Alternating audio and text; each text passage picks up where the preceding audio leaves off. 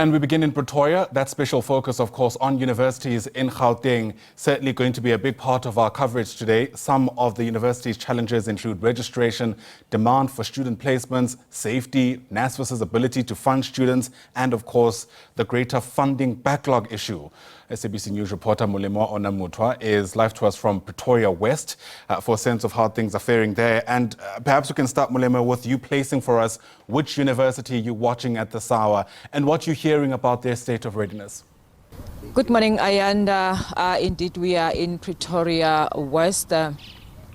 We actually started earlier at UNISA, where we understand that over 350,000 students have already been enrolled. As you know, that it's a distance, an open distance and e-learning institution which covers South Africa. It covers the continent as well. But we've actually shifted to Pretoria West, where we are going to be talking to one of the higher education activists. And as you know that next week higher education institutions or rather universities will actually be seeing a large influx of students returning to their lecture halls physically, and sadly thousands others are still scrambling for space.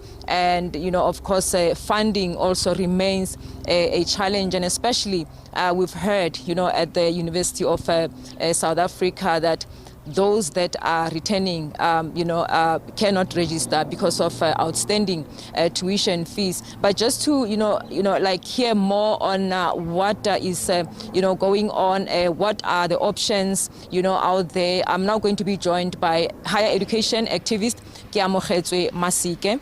Keamogetswe, thank you for your time. If you can just,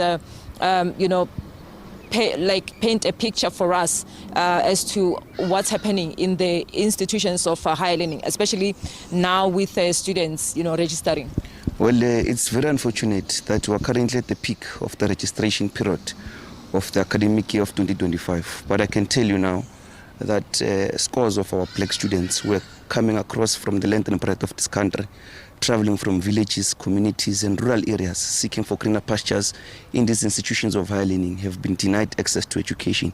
And of course, this is as a result of the systematic challenges that we always face on a yearly basis, where you find that these systems of these universities, your online systems, are not working.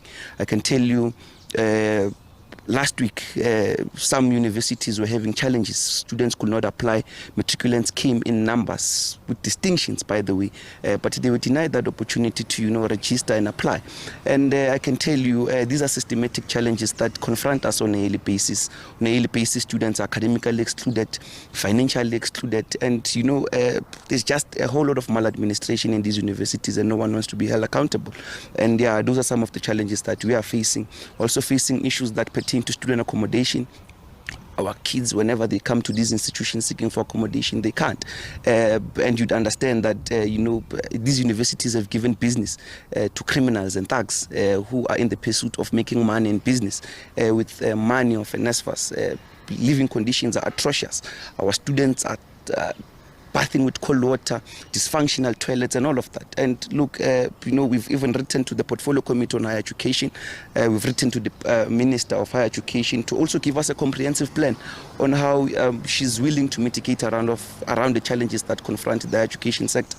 Because we had hope that the Minister, would give us a bit of an idea on how she's going to, deal with some of these issues. On a daily basis, we understand that our students are facing historic debt, and we still fail to understand, but what nonsense is that? Why must our students, be eligible to pay historic debt while they were funded by NSFAS? And I can tell you many of some of these systematic challenges are excluding our students on a daily basis, and we are saying that, we're going to go to the picket lines. By the way, we've also demanded a free registration for 2025, because we also fail to understand, but why pose these, figures and money that students must pay for? We fought for free education in this country. We said that education must be free. It must be accessible to kids, more in particular those that are coming from the poorest backgrounds, those that are coming from child-headed home families.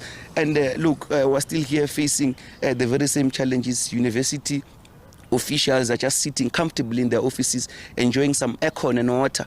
And you are also told that, the portfolio committee is even doing oversight. And we hope that, these executive officials in these universities will not lie on behalf, before, the National Assembly. They must be held accountable. They must then be able to tell a true reflection of some of the challenges that confront black students in these institutions of our learning. But what options are there for students who cannot be, or rather who cannot find space? Look, we're saying that, gates must open. We've said it, we told the SABCs, because you understand that on a yearly basis, these universities will always want to impose bouncers in the gates, denying access to those kids who have come to look for that opportunity to study. And we told student leaders that if these bouncers don't have, they call them what, these things? Rubber bullets. It means that these kids that are queuing in numbers must find an opportunity to enter and access these universities. Because I can tell you, people are sleeping in their offices. People are getting paid just to sleep in their offices. Their computers are not working, systems are not working. And black students in their majority are suffering in queues. Black parents, our parents, by the way, domestic workers who have traveled across the length and breadth of this country are queuing, and they call us on a daily basis to say that, but I've been here since morning and I've not been receiving any form of assistance. And some of us are even suspended from these universities, and it becomes even practically impossible for us to even assist them because we are barred from entering public institutions. And we even fail to understand but what informs that kind of a reckless decision by some of these universities that would say that student leaders and activists who have been in the forefront of fighting for free education in this country must be barred from accessing these premises. Thank you so much. That was Kiamkhetswe Masike, higher education activist, and that's back to you, Ayanda. All right, Molemo, Mothoa, live to us there from Pretoria West. For now, thanks very much indeed.